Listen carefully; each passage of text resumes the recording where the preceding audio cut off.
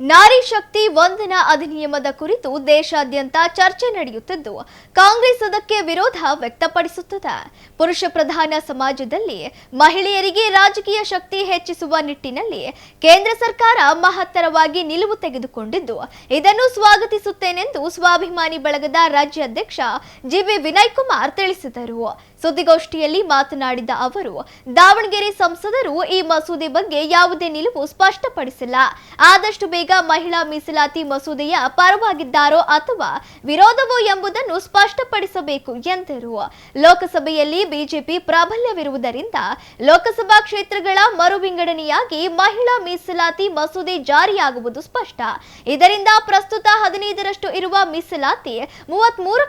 ದಾವಣಗೆರೆಯ ಪ್ರತಿಷ್ಠಿತ JH Patel academy BIT road near Hemavathi hostel Davanagere admission open now ಏರಲಿದೆ.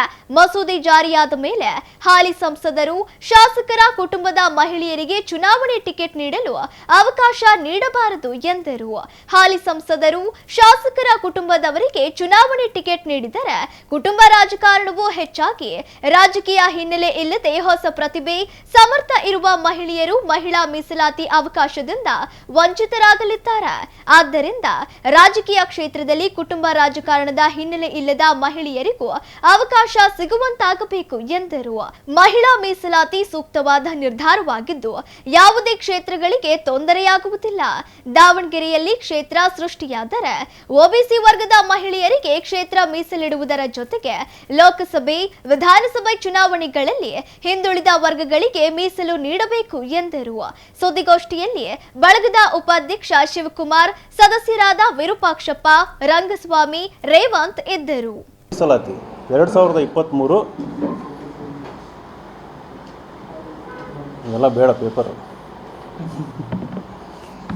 Article 334A ಅನ್ನೋದನ್ನು insert ಮಾಡಿ ಸೆನ್ಸಸ್ ಆದಮೇಲೆ ಡಿಲಿಮಿಟೇಷನ್ ಆದಮೇಲೆ ಈ ಒಂದು ಮಹಿಳಾ ಮೀಸಲಾತಿನ ಜಾರಿ ತರಬೇಕಂತಂದು ಕೇಂದ್ರ ಸರ್ಕಾರ ಒಂದು ಮಸೂದೆ ಜಾರಿ ಮಾಡಿತ್ತು.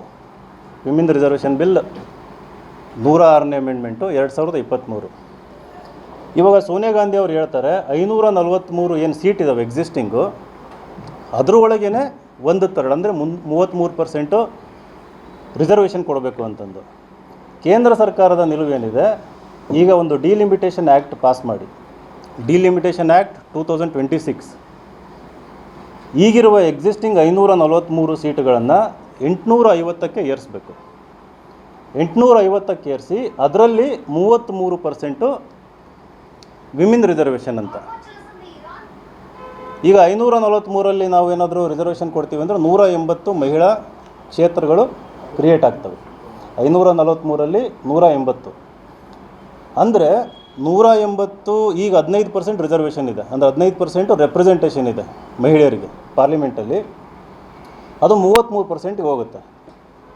ಈಗ ಅಷ್ಟು ಜನ ಮೇಲ್ ಕ್ಯಾಂಡಿಡೇಟ್ಸ್ ಯಾರು ಇರ್ತಾರೆ, ಇವಾಗ ಅದು 180ಕ್ಕೆ ಹೋಯ್ತು ಅಂತಂದರೆ ಅಷ್ಟು ಕ್ಷೇತ್ರದಲ್ಲಿ ನಾವು ಬಿಟ್ಕೊಡ್ಬೇಕಾಗ್ತದೆ. 543ರಲ್ಲಿ 180 ಆಯಿತು ಅಂತಂದರೆ ಅದಕ್ಕೆ ಕೇಂದ್ರ ಸರ್ಕಾರ BJP ಅವ್ರು ಏನು ಮಾಡಿದ್ದಾರೆ, ಈಗ ಮೇಲ್ ರೆಪ್ರೆಸೆಂಟೇಟಿವ್ಸ್ ಏನಿದ್ದಾರೆ, ಮೇಲ್ ಕ್ಷೇತ್ರಗಳು ಏನಿದ್ದಾವೆ ಅದು ಕಳ್ಕೊಳ್ಳೋದು ಬೇಡ ಅಂತಂದು 580ಕ್ಕೆ ಸೀಟ್ ಏರಿಸಿ ಅದರಲ್ಲಿ ಸುಮಾರು ಒಂದು 270ರಿಂದ 280 ಮಹಿಳೆಯರಿಗೆ ಅವಕಾಶ ಮಾಡಿಕೊಡ್ಬೇಕಂತ. ನಮ್ಮ ಸ್ವಾಭಿಮಾನಿ ಬಳಗದ ಪ್ರಕಾರ ಇದು ಬಹಳ ಸೂಕ್ತವಾದ ಒಂದು ಮಿಡಲ್ ಪಾತ್ ಅಂತಂದು. ಇಲ್ಲಿ ಯಾವುದೇ ಒಂದು ಕ್ಷೇತ್ರಕ್ಕೂ ಅನ್ಯಾಯ ಆಗಲ್ಲ. ಹಾಗೆಯೇ ಎಕ್ಸಿಸ್ಟಿಂಗ್ ಸುಮಾರು ಒಂದು 543 ಏನು ಕ್ಷೇತ್ರ ಇದ್ದಾವೆ ಅವು ಕೂಡ ಡಿಸ್ಟರ್ಬ್ ಆಗೋದಿಲ್ಲ ಅಂತಂದು. ಈಗ ಅದನ್ನು ವಿರೋಧ ಮಾಡ್ತಾ ಇದ್ದಾರೆ. ನೀವು ಡಿಲಿಮಿಟೇಷನ್ ಮಾಡಿ ಆದಮೇಲೆ ನೀವು ವಿಮೆನ್ ರಿಸರ್ವೇಷನ್ ಮಾಡಬೇಡಿ ಅಂತಂದು ಸೋನಿಯಾ ಗಾಂಧಿ ಮತ್ತು ಕಾಂಗ್ರೆಸ್ ಅವ್ರು ಹೇಳ್ತಾ ಇದ್ದಾರೆ. ಇಂಡೈರೆಕ್ಟಾಗಿ ನಮಗೆ ವಿಮೆನ್ ರಿಸರ್ವೇಷನ್ ಈಗ ಬೇಡ ಅಂತಂದು. ಇದರಲ್ಲಿ ಪೊಲಿಟಿಕಲ್ ರೀಸನ್ ಇದೆ. ಪೊಲಿಟಿಕಲ್ ಕಾರಣ ಏನು ಅಂತಂದರೆ, ಈ ಒಂದು ರಿಸರ್ವೇಷನ್ ಏನಾದರೂ ಜಾರಿ ಆಯಿತು ಅಂತಂದರೆ BJPಗೆ ಅನುಕೂಲ ಆಗುತ್ತೆ ಅಂತ. BJPಗೆ ಯಾವ ರೀತಿ ಅನುಕೂಲ ಆಗುತ್ತೆ, BJP ಒಂದು ಕೆಡರ್ ಬೇಸ್ಡ್ ಪಾರ್ಟಿ. ಅದು ಕ್ಷೇತ್ರ ಜಾಸ್ತಿ ಆಗಲಿ ಕಡಿಮೆ ಆಗಲಿ ಪ್ರತಿಯೊಂದು ಕ್ಷೇತ್ರದಲ್ಲೂ ಕೂಡ ಅದರದ್ದೇ ಆದ ಒಂದು ಕೆಡರ್ ಇದೆ. ವಿಮೆನ್ ಸಪೋರ್ಟರ್ ಜಾಸ್ತಿ ಇದ್ದಾರೆ. ಅಷ್ಟೂ ಸೀಟುಗಳನ್ನು ಇದು ಮೆಜಾರಿಟಿ ಗೆದ್ಕೊಂಡ್ಬಿಡುತ್ತೆ ಅನ್ನೋ ಒಂದು ಭಯ ಕಾಂಗ್ರೆಸ್ ಪಕ್ಷದಲ್ಲಿದೆ. ಎರಡನೇದು, ಈ ಸೆನ್ಸಸ್ ಇದೇನು ಆ್ಯಕ್ಟಿವ್ ಈಗ ನಡೀತಾ ಇದೆ, ಸೆನ್ಸಸ್ ಇವತ್ತಿಂದ ಶುರು ಆಗ್ತದೆ, ಅದು 2027ಕ್ಕೆ ಮುಗೀತದೆ. 2021 ಸೆನ್ಸಸ್ ಡೇಟಾ ಮೇಲೆ ನಾವು ಮಾಡಬೇಕಂತ ಹೇಳ್ತಾ ಇದ್ದಾರೆ. ಈಗ ನಾವು ಅದನ್ನು ವೇಟ್ ಮಾಡ್ಕೊತ ಕೂತ್ರೆ ಡಿಲೇ ಆಗ್ತದೆ. 2011 ಎಕ್ಸಿಸ್ಟಿಂಗ್ ಡೇಟಾ. ಈಗ ಏನು ಡಿಲಿಮಿಟೇಷನ್ ಎಲ್ಲ ಕ್ಷೇತ್ರ ವಿಂಗಡಣೆ ಆಗಿದೆ ದೇಶದಲ್ಲಿ, ಅದು 1971 ಸೆನ್ಸಸ್ ಬೇಸಿಸ್ ಮೇಲೆ ಇರುವಂಥದ್ದು. ಇವ್ರು ಹೇಳ್ತಾ ಇರೋಂಥದ್ದು 2011 ಅಪ್ಡೇಟೆಡ್ ಸೆನ್ಸಸ್ ಮೇಲೆ ಮಾಡ್ತೀವಿ ಅಂತಂದು ಅದನ್ನು ಕೂಡ ವಿರೋಧ ಮಾಡ್ತಾ ಇದ್ದಾರೆ. ನಾನು ಆಗಲೇ ಹೇಳ್ದಂಗೆ 2023 ಮಹಿಳಾ ರಿಸರ್ವೇಷನ್ ಬಿಲ್ ಬಂದಾಗ ಆರ್ಟಿಕಲ್ 334 ಏನಲ್ಲಿ 2 ಕಂಡೀಷನ್ ಇತ್ತು. ಒಂದು, ವಿಮೆನ್ ರಿಸರ್ವೇಷನ್ನು ಸೆನ್ಸಸ್ ಆದಮೇಲೆ, ಹೊಸ ಸೆನ್ಸಸ್ ಆದಮೇಲೆ. ಎರಡನೇದು ಡಿಲಿಮಿಟೇಷನ್ ಆದಮೇಲೆ ಮಾಡಬೇಕಂತ ಇತ್ತು. ಅದು ಆ ಬಿಲ್ ಏನಾಗಿತ್ತು, ಯಾವುದೇ ಒಂದು ವಿರೋಧ ಇಲ್ದಂಗೆ ಆ ಬಿಲ್ಲು ಲೋಕಸಭೆ ಮತ್ತು ರಾಜ್ಯಸಭೆಯಲ್ಲಿ ಪಾಸಾಗಿತ್ತು. ಇವಾಗ ಇವರು ಮತ್ತೆ ಅದನ್ನು ಕೆದಕ್ಬಿಟ್ಟು ನೀವು ವಿಮೆನ್ ರಿಸರ್ವೇಷನ್ನ ಪಾಸ್ ಮಾಡಬಾರ್ದು ಅಂತಂದು ಹೇಳ್ತಾ ಇದ್ದಾರೆ. ಅವಾಗ ಒಪ್ಕೊಂಡರು, ಇವಾಗ ಅದನ್ನು ವಿರೋಧ ಮಾಡ್ತಾ ಇದ್ದಾರೆ. It is purely political reason ಅಂತ. ಆಮೇಲೆ ಇವತ್ತು ಭಾಳ ಮುಖ್ಯ ಉದ್ದೇಶ ಯಾಕೆ ನಾವು ಇಲ್ಲಿ ಸೇರ್ಕೊಂಡಿದ್ದೀವಿ ಅಂತಂದರೆ, ನಮ್ಮ ಸ್ವಾಭಿಮಾನಿ ಬಳಗದಿಂದ ಈ ವಿಮೆನ್ ರಿಸರ್ವೇಷನ್ ಬಿಲ್ ಏನೋ ಪಾಸ್ ಆಗುತ್ತೆ, ಯಾಕಂದರೆ BJP ಸರ್ಕಾರಕ್ಕೆ ಮೆಜಾರಿಟಿ ಇದೆ. ಬಟ್ ಅದರಲ್ಲಿ ಒಂದು ಕಂಡೀಷನ್ ಹಾಕಬೇಕು ಅಂತ. ಈಗ ಯಾರು ಎಕ್ಸಿಸ್ಟಿಂಗ್ ಮೇಲ್ MLA ಇದ್ದಾರೆ, MP ಇದ್ದಾರೆ, ಆಲ್ರೆಡಿ ಒಂದು ಪೊಲಿಟಿಕಲ್ ರೆಪ್ರೆಸೆಂಟೇಷನ್ ತಗೊಂಡಿದ್ದಾರೆ, ಲೆಜಿಸ್ಲೇಚರಲ್ಲಿ ಇರ್ಬೋದು, MP ಇರ್ಬೋದು, ದಯವಿಟ್ಟು ಅವರ ರಕ್ತ ಸಂಬಂಧಿಗಳಿಗೆ, ಅವರು ಹೆಂಡ್ತಿಯರಾಗಿರ್ಬೋದು, ಅವರ ಹೆಣ್ಣು ಮಗಳಾಗಿರ್ಬೋದು, ಅಕ್ಕ ತಂಗಿಯರಾಗಿರ್ಬೋದು, ಅವರಿಗೆ ಅವಕಾಶ ಮಾಡಿಕೊಡಬಾರ್ದು ಅಂತಂದು ಇದರಲ್ಲಿ ಒಂದು ತಿದ್ದುಪಡಿ ತರಬೇಕು ಅಂತಂದು. ಏನು ಆರ್ಟಿಕಲ್ ಐ ಥಿಂಕ್ 334 ಏನಲ್ಲಿ 334B ಸಮಥಿಂಗ್ ಹೊಸದಾಗಿ ಇನ್ಸರ್ಟ್ ಮಾಡಿ ಈ ರೀತಿ ಅದು ಮನಸ್ಸು ಮಾಡಿರೋ, ಅಂದರೆ ಪೊಲಿಟಿಕಲ್ ವಿಲ್ ಇತ್ತು ಅಂತಂದರೆ ತರೋದಕ್ಕೆ ಸಾಧ್ಯ ಆಗುತ್ತೆ. ಇಲ್ಲ ಅಂತಂದರೆ ಏನು ನಾವು ಕುಟುಂಬ ರಾಜಕಾರಣದ ವಿರುದ್ಧ ಹೋರಾಟ ಮಾಡ್ತಾ ಇದ್ದೀವಿ. ಇನ್ನೊಂದು ಡೇಂಜರ್ ಏನಾಗುತ್ತೆ, ನಾಳೆ 280 ಮಹಿಳಾ ಸೀಟ್ ಹೊಸದಾಗಿ ಕ್ರಿಯೇಟ್ ಆಯಿತು ಅಂತಂದರೆ ಮೆಜಾರಿಟಿ 90% ಎಕ್ಸಿಸ್ಟಿಂಗ್ MP MLA ಯಾರು ಇರ್ತಾರಲ್ಲ ಅವರ ಹೆಣ್ಮಕ್ಳು, ಅವ್ರ ಮನೇಲಿರೋ ಹೆಣ್ಮಕ್ಳು ಪಾಲಾಗ್ತದೆ. ಹೊರಗೆ ಯಾರು ಸಾಮರ್ಥ್ಯ ಇರುವಂಥ, ಪ್ರತಿಭೆ ಇರುವಂಥ ಮಹಿಳೆಯರು ಇರ್ತಾರೆ, ಅವರಿಗೆ ಪೊಲಿಟಿಕಲ್ ಎಂಪವರ್ಮೆಂಟ್ ಆಗಲ್ಲ, ಮೇಲ್ ಬರೋಕ್ಕಾಗಲ್ಲ. ಇದನ್ನು ಪಂಚಾಯಿತಿ ವ್ಯವಸ್ಥೆನಲ್ಲಿ ನಾವು ನೋಡಿದ್ದೀವಿ. ಪತಿ ಸರ್ಪಂಚ್ ಅಂತಂದು, ಅಂದರೆ ಮಹಿಳೆ ಅಧ್ಯಕ್ಷ ಇದ್ದರೂ ಕೂಡ ಬಂದು ಕೂರೋಂಥದ್ದು ಗಂಡ, ಆ ರೀತಿ ಇರ್ತದೆ. ಇದು ವಿಧಾನಸಭೆಯಲ್ಲಿ ಅಥವಾ ಲೋಕಸಭೆಯಲ್ಲಿ ಇದು ಕೂಡ ಬರುವಂಥ ಡೇಂಜರ್, ಅದು ಇದ್ದಿದ್ದೆ ಹಾಗೇ ಆಗುತ್ತೆ ಅಂತಂದ್ಬಿಟ್ಟು.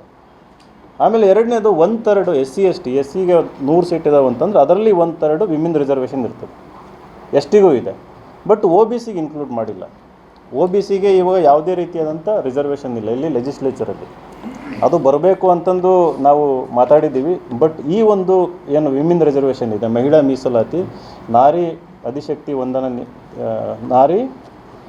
ಶಕ್ತಿ ವಂದನಾ ಅಧಿನಿಯಮ ಅಂತ ಏನಿದೆ, ಅದರ ಮೂಲಕ OBCಗೂ ಕೂಡ ಒಂದು ರಿಸರ್ವೇಷನ್ ಪ್ರಪೋರ್ಷನೇಟ್ ಟು ಪಾಪ್ಯುಲೇಷನ್ ಅದನ್ನು ಅವರು ಇಂಟ್ರೊಡ್ಯೂಸ್ ಮಾಡಬೇಕನ್ನೋದು ನಮ್ಮ ಈ ಒಂದು ಪ್ರೆಸ್ ಮೀಟ್ನ ಮೂಲಕ ಒಂದು ಬೇಡಿಕೆ ಇಡ್ತೀವಿ. ಇದು ಬಹಳ ಐತಿಹಾಸಿಕವಾದಂಥ ಒಂದು ಘಟ್ಟ ನಮ್ಮ ಭಾರತ ದೇಶದ ರಾಜಕಾರಣದಲ್ಲಿ.